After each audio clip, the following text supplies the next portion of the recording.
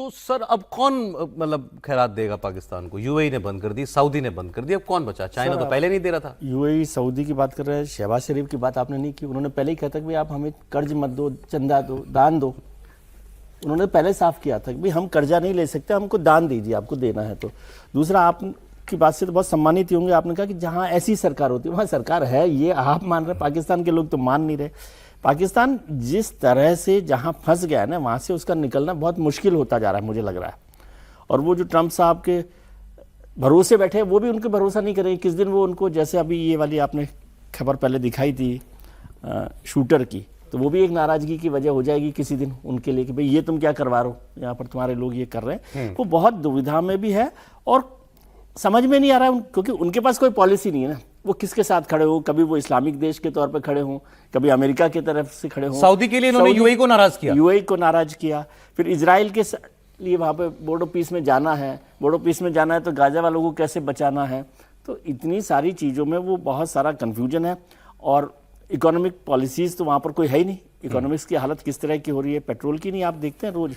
इसको मैं थोड़ा वॉर से कैसे ये खबर जोड़ी। अभी जो अपनी खबर हमने आपको दी कि सऊदी ने कहा कि अब आपको बिना शर्त कर्ज नहीं मिलेगा, अपने यहाँ टैक्सेशन बढ़ाइए। ये वो तस्वीर है जिसका जिक्र प्रोफेसर साहब अभी कर रहे थे, जो सऊदी और अमेरिका के बीच में जो पैक्ट हुआ था, डिफेंस पैक्ट, एक देश पे हमला, दोनों देश पर हमला मानेंगे और रिएक्ट करेंगे मदद के लिए, पाकिस्तान और सऊदी अरब। उसी वक्त की तस्वीर है, वो इस्लामिक नाटो बना रहे थे। ये जुड़ी इसलिए हुई हैं खबरें सर दोनों, क्योंकि सऊदी अरब ने अपना ये पैक्ट याद दिलाया पाकिस्तान को जब ईरान ने उसके ऊपर मिसाइल और ड्रोन अटैक किया।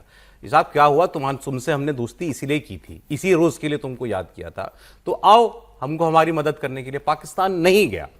अब पाकिस्तान के टीवी चैनलों पर उनके प्राइम मिनिस्टर के एडवाइजर को बैठा के पूछा जा रहा है, ये बताइए साहब सऊदी पे हमला कर दिया ईरान ने, अब आप क्या करेंगे?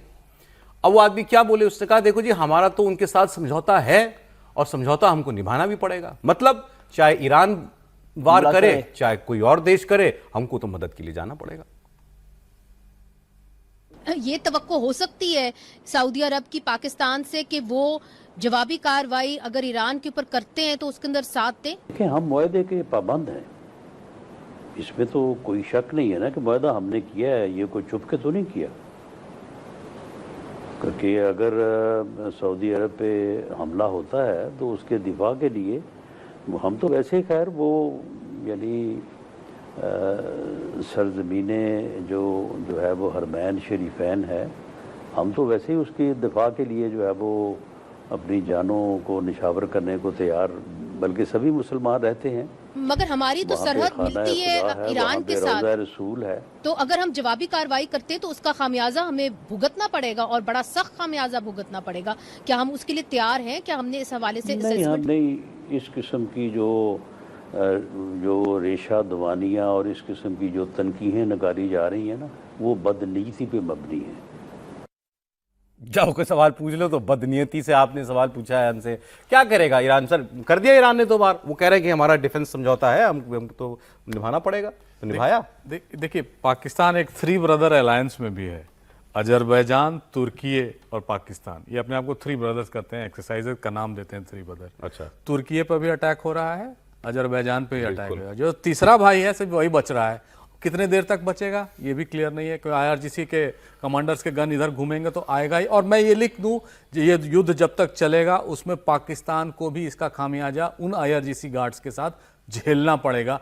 उस समय पाकिस्तान कैसे रिएक्ट करना होगा वो भी देखना होगा। क्या ये भी कहेंगे कि हम भाई हैं, हम अटैक नहीं करेंगे, या ये भी उन 6 वेस्ट एशियन स्टेट्स के साथ मिलकर कहेंगे कि हम भी इसका प्रतिकार करेंगे? तो पाकिस्तान इस समय बाइंड में है, एक तरफ तो तेल नहीं है, ऊपर से आर्म्स उनको खाए। और रही बात, मुनीर साहब ने तो कहा था ना कि हमने तो $6.5 बिलियन का डील किया है इनके साथ, लीबिया के साथ, उनको हवाई जहाज बेचने के लिए। कुछ एडवांस में ही मांग लेते हैं उनको लौटा देने के लिए, यूएई को और सऊदी अरेबिया को। तो ये सब बात क्या हवाबाजी है या दूसरों को समझाने के लिए किया जा रहा है? वो सारी डील इन्होंने कराई थी, सऊदी ने कराई थी सारी। वही कह रहे हैं ना, तो ये इसका मतलब कुछ एडवांस उन्हीं से ले लें डायरेक्ट कि भाई इनका बहुत सारा उधार है, हमको दे दो। ऐसा भी नहीं कर रहे हैं। तो कहीं ना कहीं तो मुनीर साहब और शरीफ साहब, ये दोनों की जो हाइब्रिड सरकार है, इनको भी समझना होगा कि ये इस जद में आएंगे ही, वेस्ट एशिया के जद में। उस समय ये भारत को ब्लेम करेंगे और इजराइल को ब्लेम करेंगे। आप लिखवा के ले लीजिए। चलिए सर, उनका दर्द सर एक नहीं है, कई है।